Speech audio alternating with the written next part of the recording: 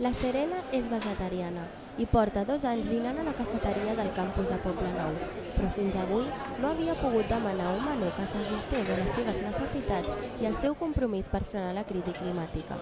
Ho ha pogut fer gràcies a Menú per al Planeta, una iniciativa estudiantil que demana a totes les universitats d'Espanya que incloguin un menú d'origen 100% vegetal com a alternativa beneficiosa per al planeta. La proposta de Menú per al Planeta és molt necessària perquè jo fins ara dinava quasi sempre de tàper perquè les úniques opcions que tenia per menjar a la universitat eren o pasta o amanides i no hi havia proteïna vegetal i realment nutricionalment estava molt malament. I el que han impulsat amb Menú per al Planeta és que això canviï, que el menú estigui equilibrat, a més de que, òbviament, és molt més sostenible i és tan bo com pels animals i com pel planeta. Jo estic molt contenta de que s'hagi implementat i que la UPF sigui la primera en acceptar-ho. Però els objectius d'aquesta campanya van més enllà. Menú per al Planeta pretén sumar esforços per lluitar per un futur sostenible a través de l'alimentació.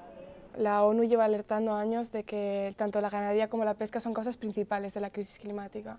Y si podemos ofrecer a la comunidad universitaria una alimentación que se base 100% en los vegetales, podemos evitar contribuir a esta crisis climática que nos está pidiendo medidas concretas como es Menú por el Planeta. La Pompeu Fabra va declarar l'estat d'emergència climàtica al maig de 2019 i és la primera universitat en incorporar aquesta alternativa a la seva oferta alimentària. Vol ser un exemple i marcar la ruta a la resta de centres de l'Estat. Desconeixem l'existència d'aquesta associació Menú per al Planeta.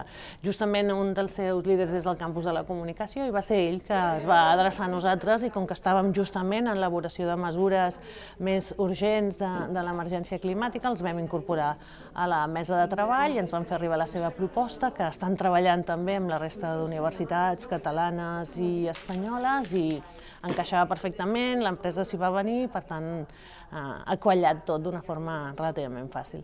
La universitat ja realitza accions que aposten per la sostenibilitat, com la reducció de residus o l'estalvi energètic.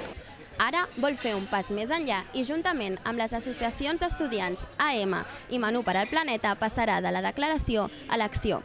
Un dels temes en els que es centraran serà la reducció de plàstic a les cafeteries. Amb un gest tan senzill com no utilitzar tapes de plàstic als cafès, tothom podrà contribuir a millorar el planeta. A Nariño, Informatiu C Trencada, Barcelona.